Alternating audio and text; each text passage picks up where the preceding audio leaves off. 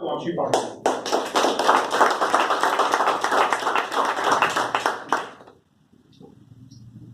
The college final year, near time of a cultural fest. Five boys eagerly waiting in the hostel for the annual futsal tournament.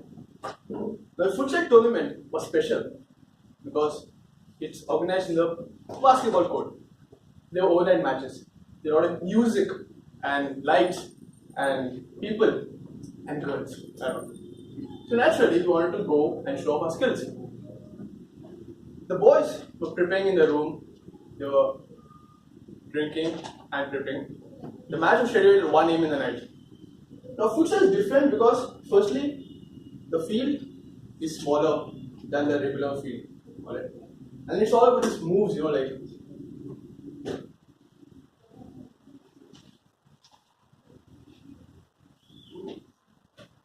So, you got to do all these moves. So, it's getting into the zone and practicing in the room. Suddenly, the captain gets a call.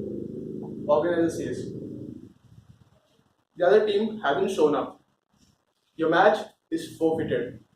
You are disqualified.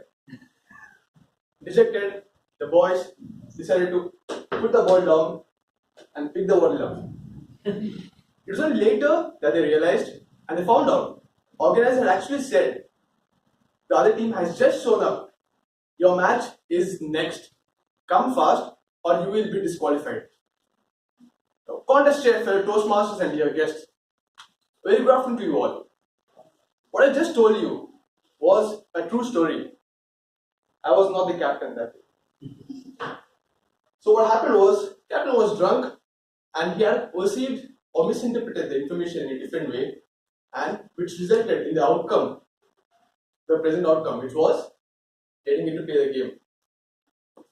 Now perception is defined as the ability to see, hear or sense things through our surroundings, through our senses. But perception can be very different for different people. For example, take two people. Someone who's born in Africa, someone who's born in Siberia.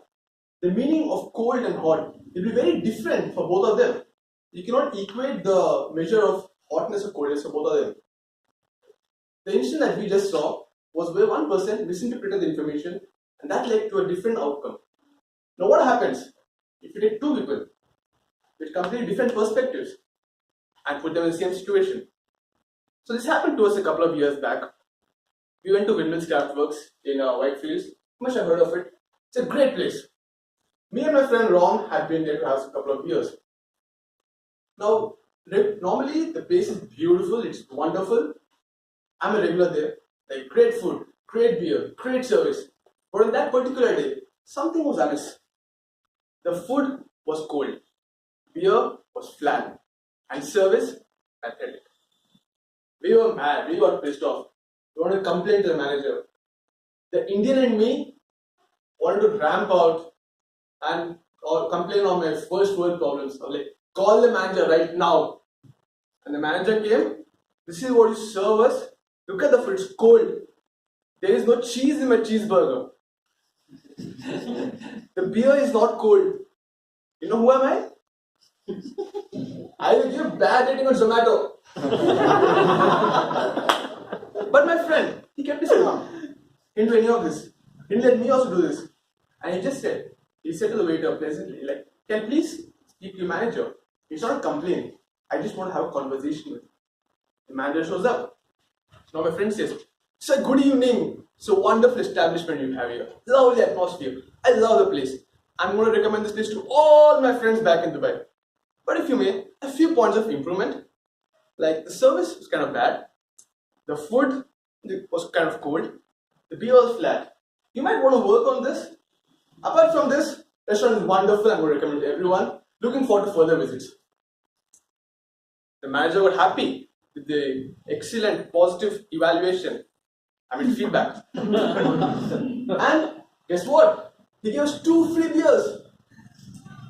Now here, 2 different people, completely different perspectives. Right?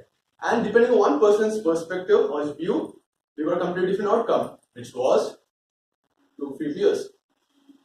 Now, in life, this is what nature has given us.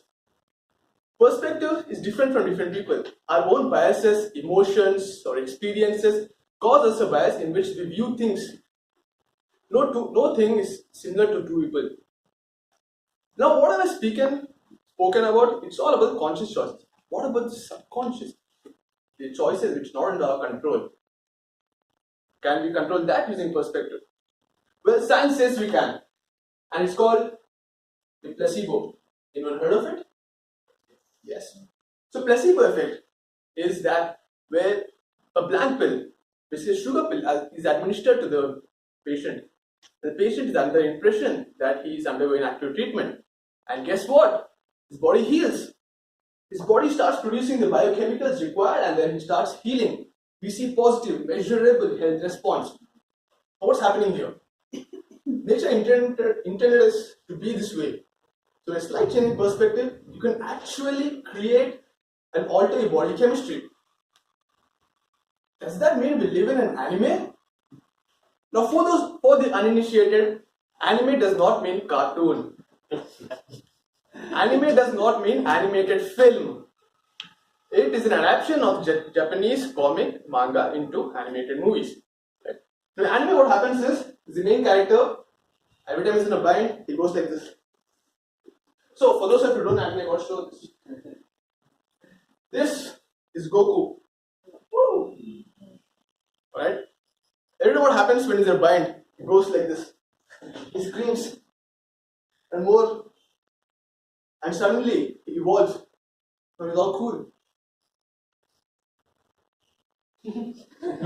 Power level over 9,000. He can take on Frieza and Madara and Broly and Trump. Now, how does it affect us in the real life? When you're faced with a choice, you only have more than one choice, right? For example, when you face the fear, or when you face the excitement, the body produces the same chemicals. It's up to us to decide how you react to it. So next time, even if someone says your match is forfeited, just gotta like scream and shout, become all cool, show up and say, I want a match, bro. You gotta ask for it. And then over to you, Toastmaster.